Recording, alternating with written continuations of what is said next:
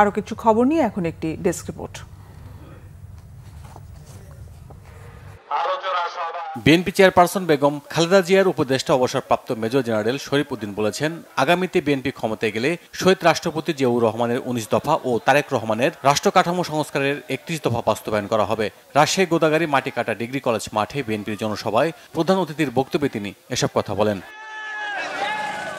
বিএনপির যুগ্ম মহাসচিব সৈয়দ ইমরান সালে প্রিন্স বলেছেন, গ্রামগঞ্জে নির্বাচনী হাওয়া বইতে শুরু করেছে। কতিপয় রাজনৈতিক দলের নেতারা বাস্তবতা উপলব্ধি করে বিভিন্ন অজুহাতে নির্বাচনের পথে প্রতিবন্ধকতা সৃষ্টি করছেন বলে মন্তব্য করেন তিনি। দুপুরে ময়মনসিংহের ধোবাউড়া পশু হাসপাতাল মাঠে বিএনপির ৪৭তম প্রতিষ্ঠা বার্ষিকী উপলক্ষে সমাবেশে তিনি এসব কথা বলেন। বর্ণাঢ্য আয়োজনে বিএনপির ৪৭তম প্রতিষ্ঠা বার্ষিকী উদযাপন হয়েছে চাঁদপুরের কচুয়ায়। বিকালে উপজেলা বিএনপির ডক্টর মিলন সমর্থিতদের আয়োজনে খাল পরিষ্কার কর্মসূচির উদ্বোধন শেষে বিএনপির নির্বাহী কমিটির সদস্য নাজমুন নাহার বেবির নেতৃত্বে একটি বর্ণাঢ্য র্যালি বের করা হয়। বিএনপির কেন্দ্র কমিটির সহ স্বেচ্ছাসেবক বিষয়ক সম্পাদক আব্দুল কাদের ভূঁইয়া জুয়েল বলেছেন, আগামী দিনের বাংলাদেশ হবে দেশনেত্রী বেগম খালেদা জিয়ার উন্নয়ন ও উৎপাদনের বাংলাদেশ।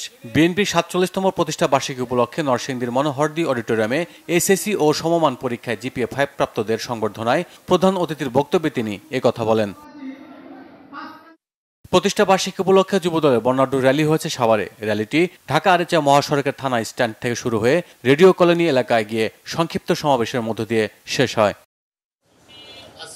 তেজগাঁও স্টেশন রোডে কলা ও ডিম ব্যবসায়ীদের সাথে মতবিনিময় সভা হয়েছে ২৬ নম্বর ওয়ার্ড বিএনপির। প্রধান অতিথি ছিলেন ঢাকা মহানগর উত্তর বিএনপির সাবেক আহ্বায়ক সাইফুল আলম নীরব। তিনি বলেন, সংস্কারের কথা বলে নির্বাচন পেছানো হলে জনগণ তা মেনে নেবে না। সঞ্চালনা করেন মোহাম্মদ মালেক মাহমুদ রুবেল, সভাপতিত্ব করেন Amanullah.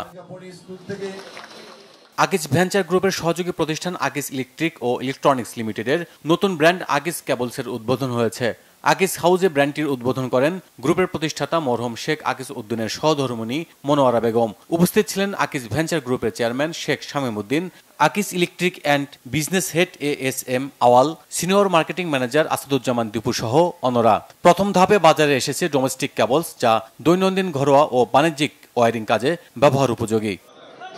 Bangla vision news desk.